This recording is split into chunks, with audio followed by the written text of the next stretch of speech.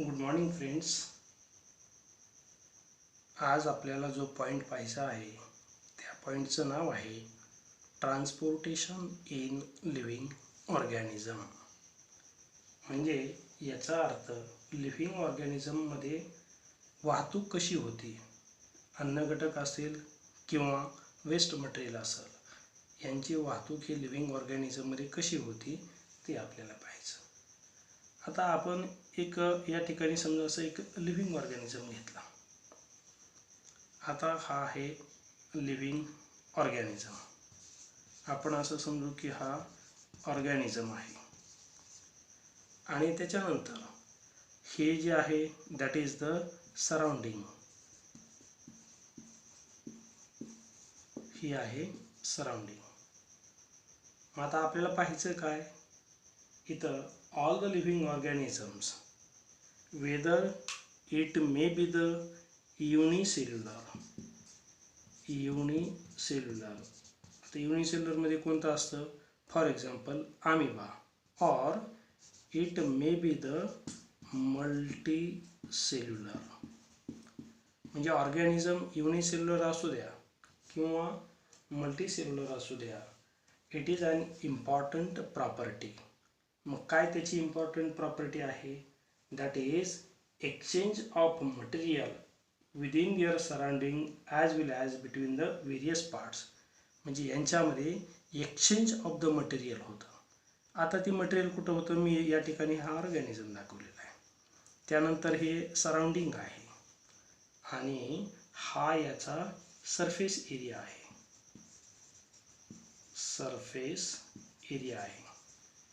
मग ह्या surface area जो आहे, समजा हा पूर्ण सरफेस एरिया आहे.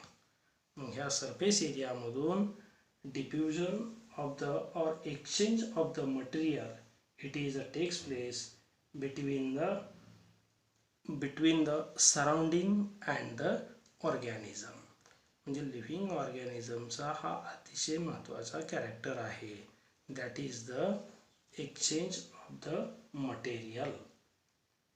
आता हे ऑर्गॅनिझम काय काय घेतात, सराउंडिंगमधून काय काय घेतात, तर organism it can take the oxygen, त्याचबरोबर न्यूट्रियंट्स.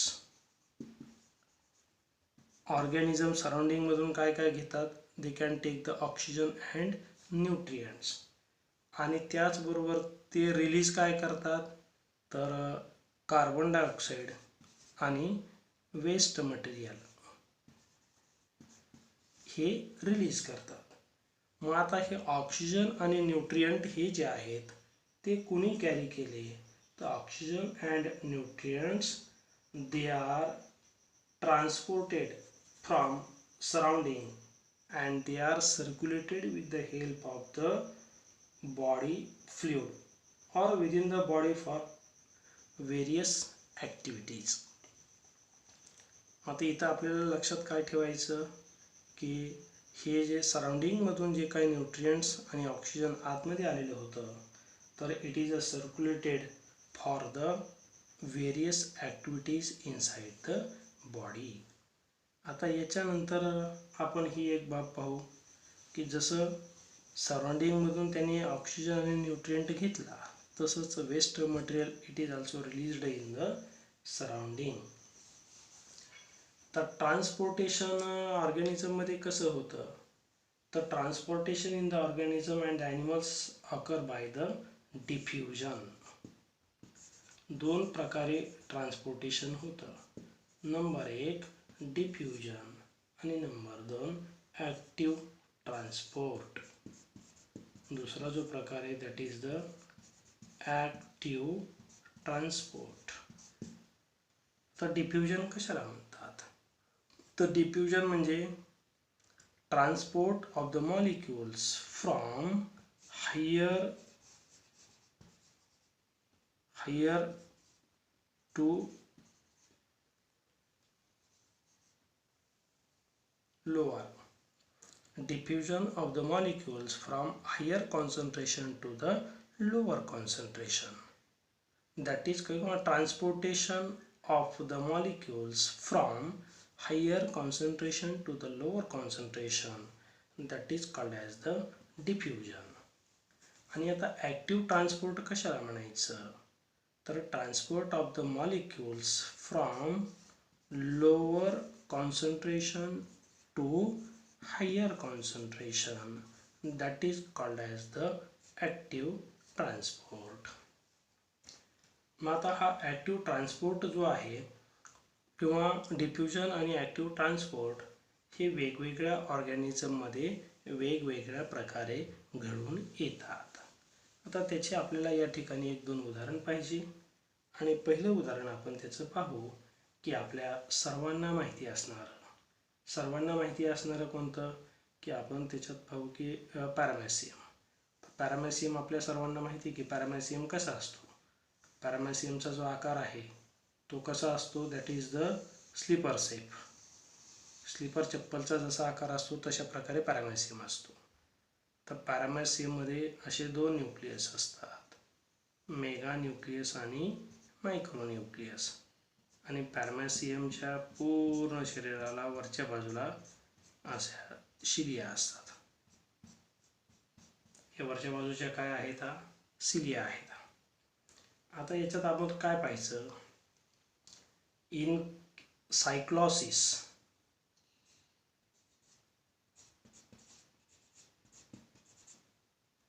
मी हे पॅरामेसियम का काढला, कारण आपल्याला सायक्लॉसिस काय असतं ना ते समजून घ्यायचं. मग आता सायक्लॉसिस म्हणजे काय आहे. Cyclosis is the streaming movement of the cytoplasm in all the living organism. काय आहे ते, it is a streaming movement in all the organism. Streaming मुवमेंटचा अर्थ काय होतो की हा पूर्ण सायटोप्लाझम आहे आणि ह्या सायटोप्लाझममध्ये समजा हे फूड मटेरियल आहे. मग फूड मटेरियल अशा प्रकारे गोल गोल सायटोप्लाझममध्ये फिरतं आणि फूड मटेरियल असं गोल गोल जे फिरतं त्यालाच आपण काय म्हणतो, दॅट इज द सायक्लॉसिस. म्हणजेच cyclosis is the streaming movement of the cytoplasm in all the living organism. आता उदाहरणार्थ पॅरामेसियम घ्या किंवा दुसरं आणखीन एखादं आपण त्याचं उदाहरण घेऊ शकतो. अमिबामध्ये सुद्धा अशाच प्रकारची मुवमेंट घडून येते. किंवा root hair cells of the many plant असतील किंवा आणखीन WBC इन द ॲनिमल्स असतील, यांच्या प्रकारे सायक्लॉसिसची प्रक्रिया घडून येते. कारण ह्या एकाच पेशीमध्ये हा जो सायटोप्लाझम आहे त्या सायटोप्लाझममधून फूड मटेरियल असं गोलगोल फिरतं आणि यालाच आपण म्हणतो सायक्लॉसिस. आता हे सायक्लॉसिस कशासाठी उपयोगाचं आहे किंवा असं हे फिरल्यामुळं काय होतं, तर this cyclosis it is a useful for transportation within the cell or intracellular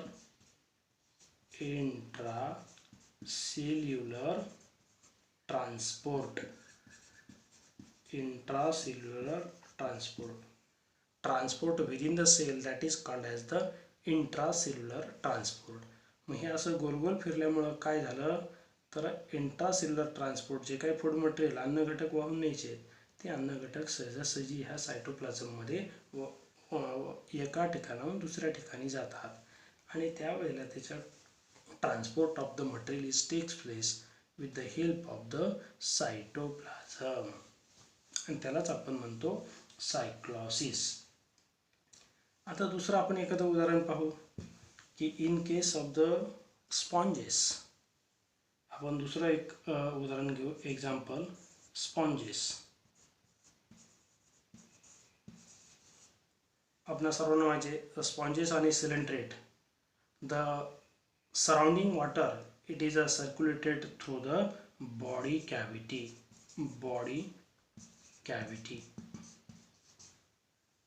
ह्या स्पॉन्जेसमध्ये कशी प्रक्रिया आहे, जसं आता याच्या अगोदर पॅरामेसियममध्ये आपण पाहिलं की सायटोप्लाझमनं फूड मटेरियल असं गोलगोल वाहून नेलं, तसं आता स्पॉन्जेसमध्ये काय होतं, इन द स्पॉन्जेस आणि coelenterate the surrounding water is circulated. बाजूचे जे वॉटर आहे surrounding water is circulated through the body cavity. बॉडीच्या टिश्यूच्या मध्ये असे जे काही स्पेसिस असतात त्याला आपण बॉडी कॅव्हिटीज म्हणतो. मग या बॉडी कॅव्हिटीमधून transportation of the water or surrounding water is circulate through the body cavity. आणि ज्या वेळेला ह्या बॉडी कॅव्हिटीतून वॉटर हे फ्लो होतं त्यावेळेला exchange of the material or transport of the material it is takes place. आता दुसरं आपण आणखीन एक तिसरं उदाहरण पाहू, ते म्हणजे in round worms there are no blood vessel. Round worm आपल्याला माहिती आहे, राऊंड वर्ममध्ये आपण 11वीच्या वर्गामध्ये पण पाहिलेले आहे की उदाहरणार्थ हा अस्कॅरिस आहे. आता ह्या अस्कॅरिसमध्ये हा एक राऊंड वर्म आहे, अस्कॅरिस. Best example of the roundworm that is the well-known example that is the Ascaris. In the roundworms there are no blood vessel. यांचं विशेष काय आहे की यांच्यामध्ये blood vessels are absent. आणि मग आता यांच्यामध्ये ट्रान्सपोर्टेशन कसं होतं, by the contraction of the body wall. यांचा जो बॉडी वॉल आहे हा body wall by the contraction of the body wall and muscles the body fluid is moved around the कशाच्या बाजूला, around the viscera. म्हणजे ज्या वेळेला यांच्या बॉडी वॉल आणि मसल्सचं कॉन्ट्रॅक्शन होतं त्याच वेळेला body fluid is move around the विसरा. विसरा म्हणजे काय असतं, विसरा म्हणजे शरीरामधली जे आतडे असतात, आतडे, त्यांना आपण विसरा असं म्हणतो. आणि मग या आतड्याच्या बाजूला एकदा का ते फिरलं, वॉटर फिरलं की त्याला आपण काय म्हणतो, that is called as the extra cellular transport. म्हणजे याच बाबीला आपण असं म्हणतो की that is the extra cellular transport. आता आपण पुढच्या पॉईंटकडे यायचं आणि त्या पॉईंटचं नाव आहे circulation. Circulation in animals. Circulation in animals. In the higher animals. आता आपण हायर ॲनिमलकडे येऊ. In the higher animals, the circulation is carried out by the special fluid. That is, कोणतं असतं सर्क्युलेटिंग फ्लुइड आपल्या सर्वांना माहिती आहे. सर्क्युलेटिंग फ्लुइड म्हणजेच कोणतं असतं, that is the blood and lymph. Blood आणि लिम्फ म्हणजे in the higher animal the circulation it is carried out with the help of the fluid that is called as the blood and the lymph. आता याच्यानंतर म्हणजे हे circulation होण्याकरता कोण गरजेचं आहे, ब्लड आणि लिम्फ हे गरजेचे आहेत. आता त्यानंतर आपण पुढच्या पॉईंटकडे येऊ, तो म्हणजे कोणता, blood vascular system. Blood vascular system. मग आता पुढचा पॉईंट पाहायचा हा, तो म्हणजे ब्लड वॅस्क्युलर सिस्टीम. आता हायर ॲनिमल, हायरमध्ये कोण कोण येतं, हायर ॲनिमल्समध्ये annelids up to the chordate हे सर्व कोणामध्ये येतात, all these are the higher animals. हे सर्व कसे आहेत, all these are the higher animals. मग higher animals from annelids. Annelid म्हणजे कोणते, की ज्यांचं शरीर असं खंडमय असतं, तुकड्या तुकड्यानं बनलेलं असतं, त्यांना आपण ॲनिलिड म्हणतो. आणि कॉर्डेट म्हणजे ज्यांना पाठीचा कणा आहे ते म्हणजे कॉर्डेट. आणि यांच्यामध्ये काय असतं, they have a special circulating fluid. And कोणतं आहे मग circulating fluid, that is the blood. It is the circulating fluid and which is a pump with the tissue by the heart. आता यांच्यामध्ये काय केलं जातं की यांच्यामध्ये हार्टच्या सहाय्यानं ब्लड हे पंप केलं जातं आणि ते blood with the help of the blood vessel it is goes toward the all parts of the body. म्हणजे आता इथं ब्लड व्हेस्क्युलर सिस्टीममध्ये आपल्याला ही एक बाब लक्षात आली की हायर ॲनिमल्समध्ये म्हणजे from animal to the chordate that is the higher, these are the higher animals. मग यांच्यामध्ये blood it is the circulating fluid and that circulating fluid it is a pump to the tissue by the heart. कुणाच्या मार्फत? With the help of the blood vessel, म्हणजे रक्तवाहिन्याच्या मार्फत. हृदय ज्या वेळेला कॉन्ट्रॅक्शन होतं त्यावेळेला हृदयाचं कॉन्ट्रॅक्शन झालं की रक्तवाहिन्यांच्या मार्फत ते रक्त शरीराच्या सर्व भागाला पुरवलं जातं आणि त्या रक्तामध्ये असणारे अन्न घटक शरीराच्या प्रत्येक पेशीपर्यंत पुरवले जातात. आता आपल्याला पुढच्या पॉईंटकडे यायचं, तो म्हणजे type of the blood vascular system. Type of blood vascular system. अतिशय इंटरेस्टेड हा पॉईंट आहे. The type of the blood vascular system. The blood vascular system it is of two type. दोन प्रकारचे आहे. याच्यामधले जे प्रकार आहेत तर ते दोन प्रकारचे आहेत, ओपन सर्क्युलेशन आणि क्लोज सर्क्युलेशन. ओपन सर्क्युलेशन आणि दुसरा जो प्रकार आहे that is the close circulation.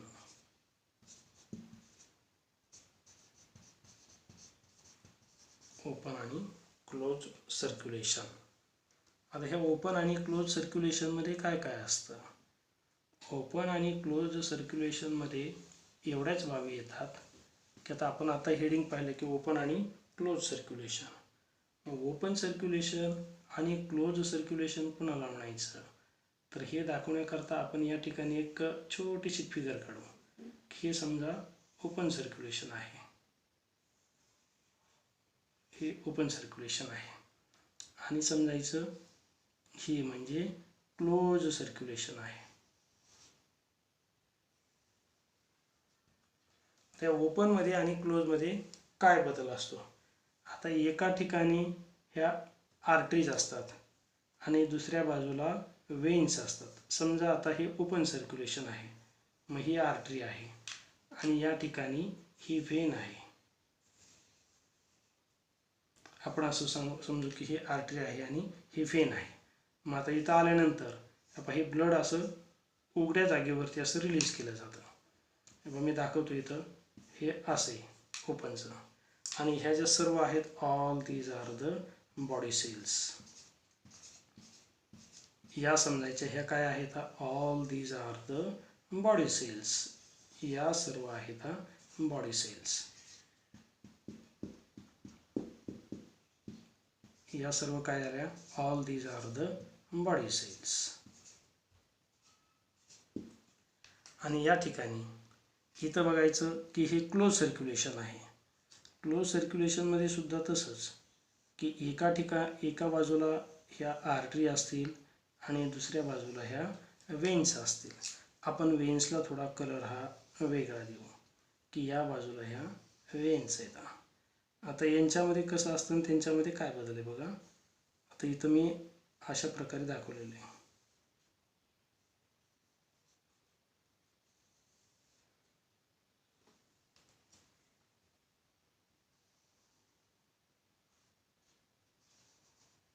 इथं ओपन आणि क्लोजमध्ये काय बदल आहे तो आपल्याला पाहायचं आहे. आता इथं मी दोन फिगर दाखवलेले आहेत. आता यांच्यामध्ये बदल काय आहे बघा. या आहेत body cell. All these are the body cell. आता आपण यांना नाव देऊ. हे कोणतं आहे? That is the open circulation आणि हे काय आहे? Close circulation. समजायला अतिशय सोपं आहे हे. आता ओपन सर्क्युलेशन आणि क्लोज सर्क्युलेशन. आता या ओपन सर्क्युलेशनमध्ये याचं एक आपण उदाहरण घेऊ. Arthropods just like the cockroach. याचं एक्झाम्पल कोणतं आहे?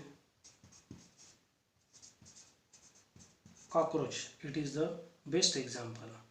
आणि याचं बेस्ट एक्झाम्पल घ्या मॅमल्स. बघा काय काय बदल ह्याच्यामध्ये. मग in the open circulation blood it is not always flows within a blood vessel. म्हणजे प्रत्येक वेळेला रक्त हे रक्तवाहिन्यातूनच फिरल असं नाही, फक्त इथपर्यंतच रक्त येतं आणि नंतर ते असं ओपन स्पेसमध्ये रिलीज केलं जातं. मग आता यांच्यामध्ये आणखीन काय बाब आहे की दोघांमधला फरक जर म्हणलं तर की in the close circulation blood flows always within a blood vessel. म्हणजे रक्त हे फक्त ह्या रक्तवाहिन्यातच दिसणार, ते मोकळ्या स्पेसेसमध्ये आपल्याला कधीही दिसणार नाही.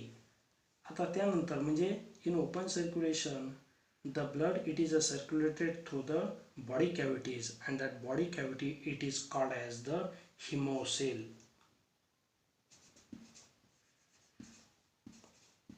म्हणजे या बॉडी कॅव्हिटीमधून ब्लड फ्लो होतं आणि यांच्यामध्ये ब्लड हे फक्त रक्तवाहिन्यातूनच सर्क्युलेट होतं.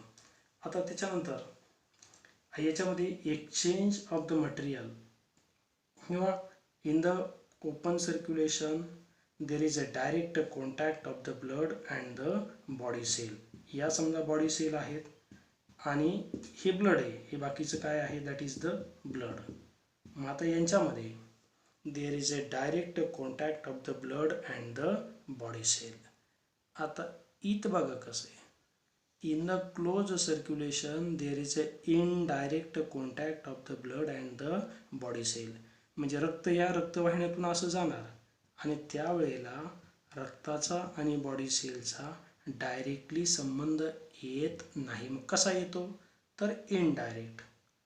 त्याच्यानंतर diffusion of the nutrients and the waste material it is takes place directly from the blood and the body cell. कुणामध्ये in case of the open circulation. आणि यांच्यामध्ये indirect diffusion of the nutrients and the waste material is takes place from blood and the body cell. कारण याच्यामधलं रक्त फक्त आणि फक्त रक्तवाहिन्यातून वाहतं आणि म्हणून तिथं इनडायरेक्ट कॉन्टॅक्ट असतो. त्याच्यानंतर in the open circulation haemoglobin is absent. Haemoglobin यांच्यामध्ये हिमोग्लोबिन इज ॲब्सेंट, यांच्यामध्ये हिमोग्लोबिन इज प्रेझेंट. आता इथं का असतो, यांच्यामध्ये हिमोग्लोबिन आहे आणि यांच्यामध्ये हिमोग्लोबिन नाही आणि म्हणून काय होतं त्याचा फरक काय पडतो. Transport of the O2 it is a fast. O2चा ट्रान्सपोर्ट जो या ठिकाणी यांच्यामध्ये हिमोग्लोबिन नाही आणि यांच्यामध्ये हिमोग्लोबिन आहे. मग transport of the O2 it is a less. यांच्यामध्ये transport of the O2 it is the fast. पुन्हा यांच्यामध्ये काय आहे, there is a no guarantee to reach the blood toward the heart. म्हणजे इथून आलेलं रक्त इथं या हिमोसेलमध्ये एकदा गेल्याच्या नंतर रक्त परत इकडं येईलच याची गॅरंटी नाही. तसं in the close circulation there is a guarantee to reach the blood toward the heart. म्हणजे इकडं रक्त येण्याची 100% गॅरंटी आहे. त्याच्यानंतर blood always flows with low pressure. म्हणजे यांच्यामध्ये वाहणाऱ्या रक्ताचा दाब हा अतिशय कमी असतो. त्याचबरोबर the blood which is a flow in the close circulation it is under the high pressure. म्हणजे इथून जे रक्त जातं ते हाय प्रेशरनं असतं, यांच्यामध्ये वाहणारं रक्त हे लो प्रेशरनं असतं. रक्त परत येण्याची गॅरंटी नाही, इथं मात्र रक्त परत येण्याची गॅरंटी आहे. आणि transport of the O2 it is a low. Transport of the O2 it is a very fast. का, कारण यांच्यामध्ये हिमोग्लोबिन असतो, यांच्यामध्ये हिमोग्लोबिन नसतो आणि म्हणून transport of the O2 it is a very slow. आता हे जे आहेत those both this is the difference between the open आणि क्लोज सर्क्युलेशन. म्हणजे आपल्याला याच्यावरून हे लक्षात आलेलं असेल, मी पुन्हा एकदा सांगतो की या ओपनमध्ये रक्तवाहिन्यातून काही लिमिटेड कालावधी करताच वाहतं आणि त्यानंतर या हिमोसेलमध्ये ते रिलीज केलं जातं. इथं कंटिन्युअसली हे रक्तवाहिन्यातून वाहतं. त्यानंतर blood pressure of the blood it is a low, pressure of the blood it is a high. Transport of the O2 is less, transport of the O2 it is a very fast. याच्यामध्ये no guarantee to reach the blood toward the heart, here is a guarantee to reach the blood toward the heart. Pressure of the blood it is a very low and pressure of the blood it is a very high. For example, arthropods like the cockroach and mollusks. आता कॉकरोचच्या बाबतीमध्ये तुम्ही 11वीच्या वर्गात अभ्यास केलेला आहे आणि ह्या close सर्क्युलेशनमध्ये की आपल्याला मॅमलच्या बाबतीमध्ये सर्व माहितीच आहे आणि मग यांच्यामध्ये हा रेस्पिरेटरी पिगमेंट म्हणजे ऑक्सिजन तो असतो, it is a carried with the help of the haemoglobin.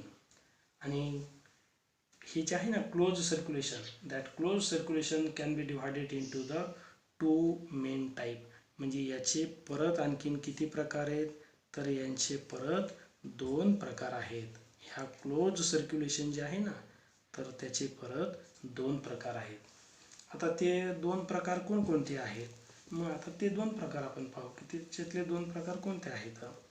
पहिला जो प्रकार आहे क्लोज सर्क्युलेशनचा तो म्हणजे कोणता, तर पहिला प्रकार that is the single circulation. Single circulation. आता यांच्यामध्ये आपल्याला पाहायचं की हे सिंगल सर्क्युलेशन म्हणजे नेमकं असतं तरी काय आणि ते कशा प्रकारे घडून येतं. आता इथं जर आपण पाहिलं की for example in case of the fishes the single circulation is a present. आता यांच्यामध्ये सिंगल सर्क्युलेशनमध्ये काय असतं की समजा हे हार्ट आहे, आपण असं इमॅजिन करू की हे हार्ट आहे, हे हार्टचे 2 या ठिकाणी अशा प्रकारचे चेंबर्स. आता इकडे हे आपण असं हार्ट दाखवलं, हे हार्ट आहे. एक just for the purpose of the understanding आपण या ठिकाणी हार्ट दाखवू की यांचं नेमकं सर्क्युलेशन असतं तरी कसं. ही वरच्या बाजूची रक्तवाहिनी आहे आणि ही जी आहे ही खालच्या बाजूची रक्तवाहिनी आहे. आता यांच्यामध्ये मग काय होतं, हे पहा इथं पूर्ण असं पूर्ण रक्तवाहिन्यांचं हे असतं अशा प्रकारे.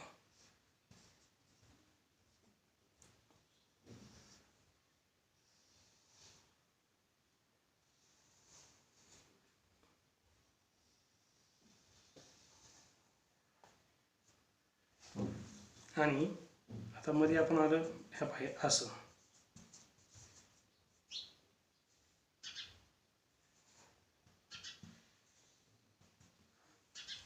आता इथं काय आहे तर सिंगल सर्क्युलेशन कशाला म्हणायचं, तर इन द सिंगल सर्क्युलेशन आतमध्ये पूर्ण याच्यामध्ये हे ब्लड आहे, हे हार्टचे चेंबर्स आहेत. आता याला आपण नाव देऊ वरच्या बाजूची जी आहे दॅट इज द आर्टरी. हातातच ही खालच्या बाजूची ही काय असेल, ही आहे वेन. आणि हा मधला जो आहे दॅट इज द हार्ट. मग हार्टमध्ये पुन्हा 2 चेंबर, ॲट्रिया आणि हे वेंट्रिकल. हे वेंट्रिकल म्हणजे ह्या दोघांना मिळून आपण काय म्हणणार, ह्या दोघांना मिळून म्हणायचं दॅट इज द हार्ट. ही आहे heart, this one is the heart. आणि मग आता ह्या ज्या काय आहेत ह्या आहेत गिल कॅपॅलरी. गिल कॅपॅलरी. आणि हे काय हे आहेत सिस्टमिक कॅपॅलरी. ह्या सर्व खालच्या बाजूचे जे आहे दॅट इज द सिस्टमिक कॅपॅलरी. बघा आता सिंगल सर्क्युलेशनमध्ये काय होतं, In the single circulation, the heart only blood can comes toward the heart only one time. That is called as the single circulation. So, for example, in case of the fishes, the single type of the circulation is present. आता याच्यामध्ये काय होतं, when the blood, the deoxygenated blood from the heart become contract, at that time the deoxygenated blood from the heart, it is from the ventricle, that blood it goes toward the gill capillary. आता या हृदयामधलं रक्त कुठे जातं, ह्या गिल्सकडे जातं. कुणाच्या मार्फत जातं, तर ह्या आर्टरीच्या मार्फत. कशा करता जातं, कारण ऑक्सिजनचं डिफ्युजन ह्या गिल्समध्ये होतं आणि तो ऑक्सिजन रक्तामध्ये मिसळण्याकरता रक्त हे कॅपॅलरीकडे जातं. म्हणजे आता हार्टमधलं रक्त कुठं गेलं, या गिल्सकडे गेलं. कुणाच्या मार्फत, आर्टरीमधून. मग इथं याच्यामध्ये एकदा ऑक्सिजन मिसळला की ते रक्त कुठं आलं, की with the help of the blood capillary, या रक्तवाहिनीच्या मार्फत, आर्टरीच्या मार्फत कुठं आलं, it is send toward the body cells, या बॉडी सेलकडे येतं. मग बॉडी सेल काय करतील, त्याच्यामधला ऑक्सिजन घेतील आणि कार्बन डायऑक्साईड रिलीज करतील आणि हे ब्लड पुन्हा कुठे जाणार, हार्टकडं. म्हणजे प्रत्येक वेळेला हृदयामध्ये रक्त कोणतं आहे, ओनली डिऑक्सिजनेटेड ब्लड. म्हणजे ज्याच्यामध्ये फक्त कार्बन डायऑक्साईडचं प्रमाण जास्त आहे तेच रक्त फक्त हृदयामध्ये आढळतं. आणि म्हणून हे जे सर्क्युलेशन आहे त्या सर्क्युलेशनला, म्हणजे इथून डिऑक्सिजनेटेड ब्लड निघलं होतं, इथं ऑक्सिजनेशन झालं, पुन्हा या ठिकाणी तो ऑक्सिजन पेशीला गेला, पुन्हा कार्बन डायऑक्साईड रिलीज केला आणि पुन्हा इथं ब्लड कोणतं आलं, तर डिऑक्सिजनेटेडच आलं. म्हणून याच्यावरून आपल्याला असं लक्षात येतं की या ठिकाणाहून फक्त आपल्याला एकच बाब लक्षात येईल, ती म्हणजे कोणती, तर ती बाब म्हणजे हृदयामध्ये फक्त आणि फक्त डिऑक्सिजनेटेड ब्लडच येतं. ऑक्सिजनेटेड ब्लड या हृदयामध्ये येत नाही, तेव्हा त्याला म्हणायचं सिंगल सर्क्युलेशन. आता आपण दुसऱ्या सर्क्युलेशनकडे येऊ. दुसरा प्रकार जो आहे सर्क्युलेशनचा त्याला आपण म्हणतो डबल सर्क्युलेशन. तर double circulation, the word indicate that. तर डबल सर्क्युलेशन म्हणजे काय असतं आणि ते कसं घडून येतं. तर समजा हे हार्ट आहे,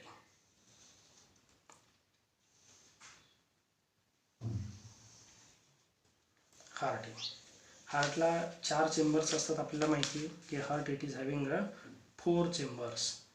मग आता यांच्यामध्ये काय होतं, फॉर कम्प्लीट इन द, म्हणजे आता दुसरं जे आपलं हेडिंग आहे ते कोणतं आहे, double circulation. Double circulation. In the double circulation, blood comes twice toward the heart. That is called as the double circulation. म्हणजे रक्त डबल हृदयाकडं, 2 वेळेला हृदयाकडे येतं. एक वेळेला ऑक्सिजनेटेड ब्लड आणि एक वेळेला डिऑक्सिजनेटेड ब्लड, तेव्हा त्याला आपण म्हणतो डबल सर्क्युलेशन. आता हे डबल सर्क्युलेशन कसं होतं, तर आपल्याला माहिती की या ठिकाणी आता हा कोणता आहे, that is the right auricle. हा कोणता आहे, लेफ्ट ऑरिकल. त्यानंतर हा काय आहे, राईट वेंट्रिकल. हा कोणता आहे, लेफ्ट वेंट्रिकल. हा आहे लेफ्ट वेंट्रिकल. Left ventricle. मग आता बघा, ह्या शरीराच्या सर्व भागामधून डिऑक्सिजनेटेड ब्लड कुठं आलेलं आहे, राईट ऑरिकलमध्ये. मग right blood, deoxygenated blood from the right auricle, it release inside the right ventricle and from the left right ventricle blood it is sent toward the lungs. म्हणजे इथलं जे रक्त आहे ते परत कुठं जाणार आहे, या ठिकाणचं जे रक्त आहे ते कुठं जाणार आहे, it is send toward the lungs with the help of the pulmonary artery for the purpose of the oxygenation.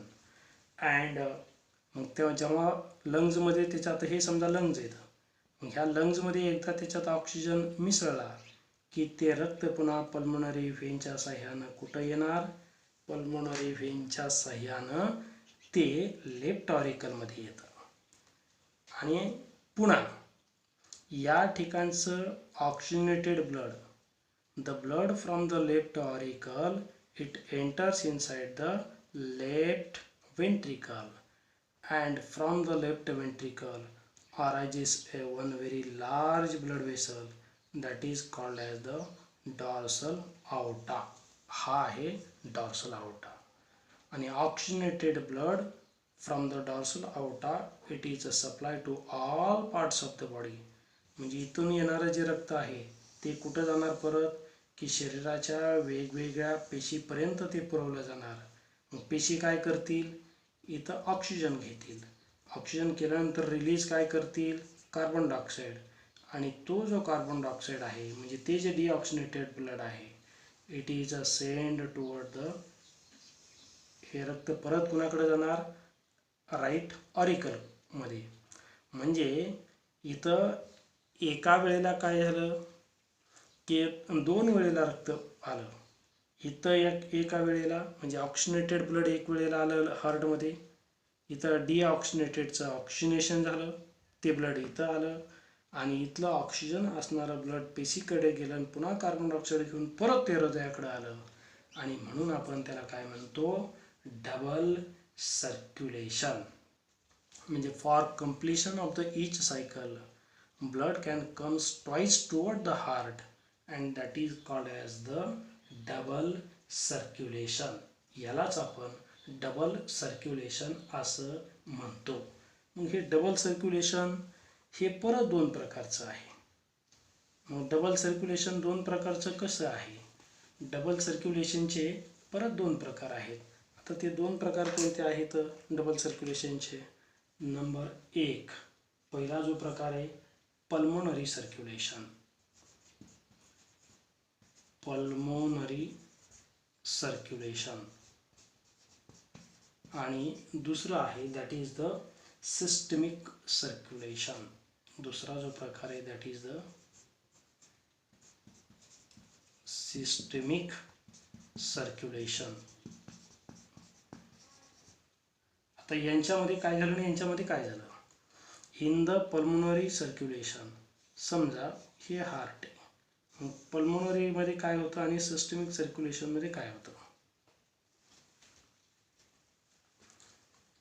In the pulmonary circulation the oxygenated blood is a pump from heart toward the, in the pulmonary circulation, deoxygenated blood from, आता यांच्यामध्ये काय होतं, vein and vein the heart become pump, the deoxygenated blood it is sent toward the lungs for the purpose of the oxygenation. म्हणजे या ठिकाणाहून इथलं blood हे खाली येणार आणि इथलं ब्लड कुठं जाणार, the deoxygenated blood from the heart it is sent toward the lungs for the purpose of the oxygenation, and that oxygenated blood from the lungs it returns toward the heart, that is called as the pulmonary circulation. मी पुन्हा एकदा सांगतो की इथं हे काय आहे, तर हे लेफ्ट ऑरिकल आहे, हा काय आहे लेफ्ट वेंट्रिकल, ह्या बाजूचा काय आहे राईट ऑरिकल, हा काय आहे राईट वेंट्रिकल.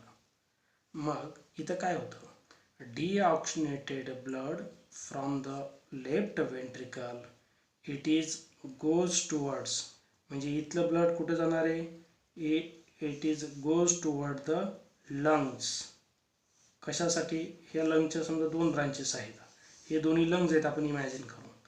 मग इथलं जे ब्लड आहे ते कुठं जाणार आहे की deoxygenated blood from the left ventricle it is sent toward the lungs, and that in the exchange of the gases it is takes place inside the lungs, and that oxygenated blood it is sent toward the right auricle, that is called as the pulmonary circulation. एका वाक्यात असं म्हणू की deoxygenated blood from the left ventricle sent toward the lungs and oxygenated blood from the lungs goes toward the right auricle, that is called as the pulmonary circulation. आणि सिस्टमिकमध्ये काय होतं तर oxygenated blood from right ventricle, it is with the help of the systemic or dorsal aorta. हा बघा, हा जो आहे that is the pulmonary or dorsal aorta. आणि मग ह्या डॉर्सल आवर्टाच्या मार्फत या ठिकाणी जे काही ऑक्सिजनेटेड ब्लड आहे, समजा हा डॉर्सल आवर्टा आहे, मग हे जे ऑक्सिजनेटेड ब्लड आहे, that oxygenated blood it is supplied to various parts or tissue of the body, and that a cell or tissue can take the oxygen. ह्या सेल ऑक्सिजन घेतील ह्या रक्तामधला आणि कार्बन डायऑक्साईड ह्या रिलीज करतील. पुन्हा ते blood परत कुठं जाणार, it is goes toward the left auricle, and such type of the circulation is called as the systemic circulation. म्हणजे सिस्टमिक सर्क्युलेशन कोणाकोणामध्ये घडलं, the blood from the right ventricle it goes toward the left auricle via the body cell, that is called as the systemic circulation. अशा प्रकारे की हे जे circulation आहे double circulation, it is of two type, that is the pulmonary circulation and systemic circulation. Thank you very much.